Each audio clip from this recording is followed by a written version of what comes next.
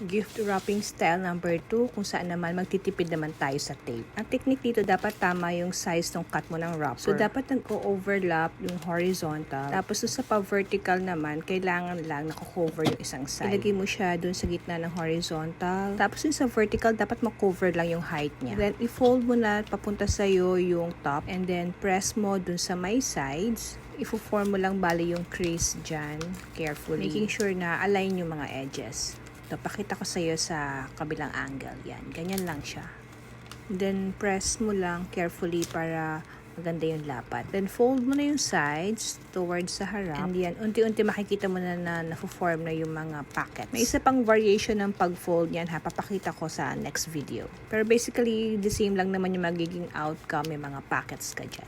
Then, itong sa edge, yan, fold mo din. Lagay ka rin ng crease dyan. Tapos, kung hindi ka naman magmamadali, mas gusto ko actually na glue yung ginagamit. Pero kung mabilisan na, ayan, sige, lagyan mo na lang siya ng scotch tape. Or better ay double adhesive tape para hindi kita.